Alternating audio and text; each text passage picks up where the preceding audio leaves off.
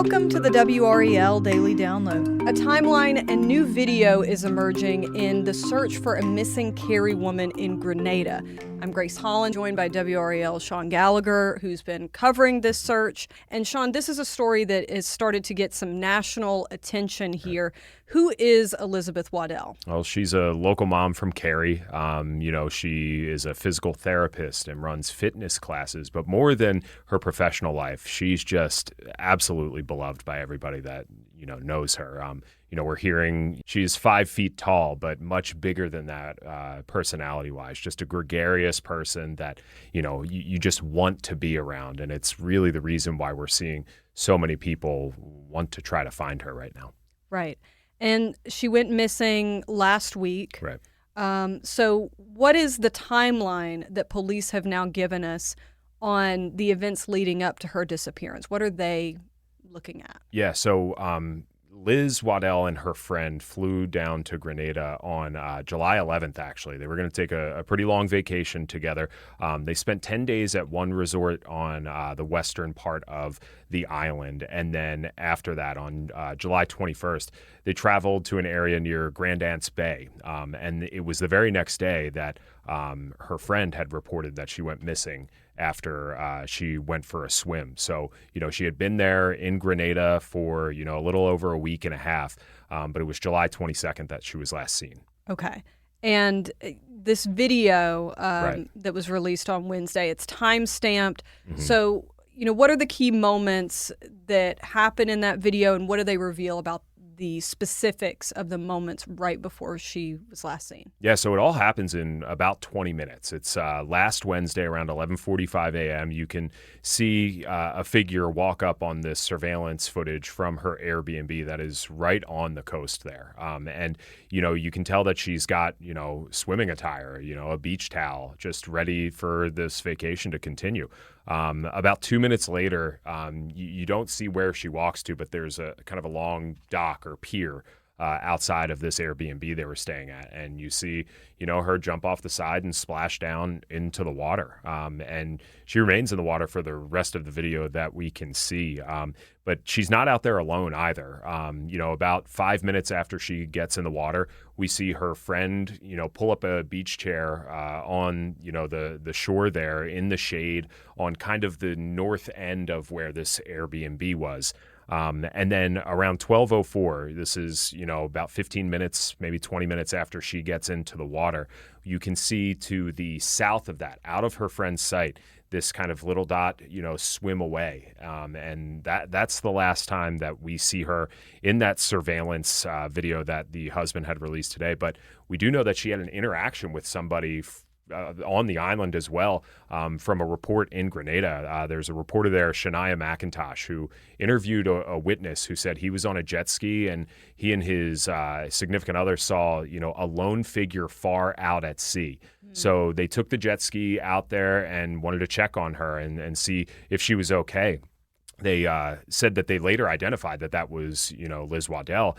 And this guy on the jet ski said that, she gave him 2 thumbs up, said, I'm good. I'm a good swimmer. So they just let her be. And as far as we know, that may have been the last person who has seen her. Right. And I mean, I know there's been a lot of pictures of her released and things, and I'm sure that's how this couple was able to identify her. So it just shows Right. the importance of getting those pictures and things out there for people who, or maybe someone sees a surveillance video now and they say, oh, I was staying in that area, and it jogs a memory. Let's take a quick break right there, and we'll be right back. Was there anything else that we learned from the press conference with police? Well, they're still considering this a missing persons case. It's been 6 days, and they don't have any video of her leaving the water. I don't know if there are other surveillance cameras to the south where she apparently swam towards, but the Royal Grenada Police Force, they feel pretty optimistic that they can still find her safe and alive. That's at least the public-facing message that they're putting out there, that they are going to continue looking for her. But they also aren't considering anybody suspicious at this time either. They're not saying that there are persons of interest or anybody that we should be looking out for in connection to this. I mean, the two people closest to her, her husband, he was back here in Cary, and then her friend down there.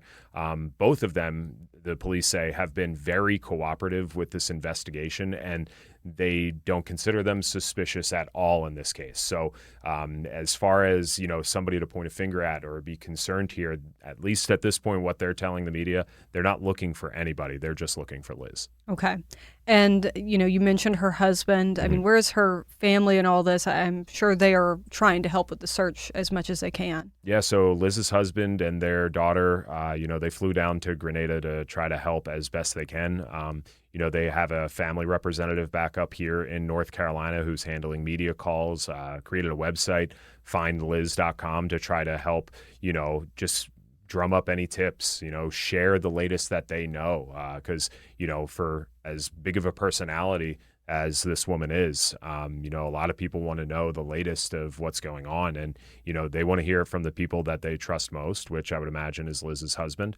So, he's providing updates as much as he can there to help everybody back home know, exactly what's going on in Grenada. Right.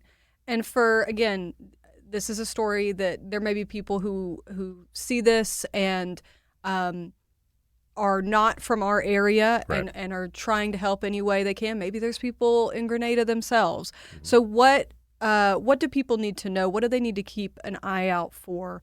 What's the description of Liz and what she was wearing and all those things? Yeah, 5 feet tall. She was last seen in bathing attire. And there are a lot of photos where she has colorful hair. We're told that her hair is currently blonde.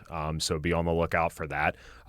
She's a trainer. She's in great shape. So, look for a woman who might be small in stature, but, 1,000-watt smile, and, somebody who really lights up a room. That's what this family is looking for, and they're asking anybody, with tips. You can submit them on that findliz.com website. We know that the FBI is, at least providing intelligence in this in some capacity, so that's another avenue that people could go if they have tips about this. And then for people who might be, local in Grenada, contact the Royal Grenada Police Force. They held a press conference today where they talked extensively that any tip will help. That, even if you feel like it's the smallest little detail, that could be, that final jigsaw piece for something that they have more information about. So don't hesitate to reach out to anyone. We've got a whole list of people that you can contact on our website as well at WRAL.com. Just look for any story related to Liz Waddell. Right. And, again, I think the jet ski detail is such a great example of how important these tips are. And hopefully more of those come in now that we've gotten so much information on Wednesday, and that will continue throughout the week. Thank you so much for your reporting on this, Shaun. Yeah, anytime, Grace. And thank you for listening to the WRAL Daily Download and for making us part of your morning routine. Another great way to get WRAL news is the Morning Briefing newsletter. That's a daily email with Triangle news, events, and headlines to help you get ready for the day. You can sign up at WRAL.com/newsletter.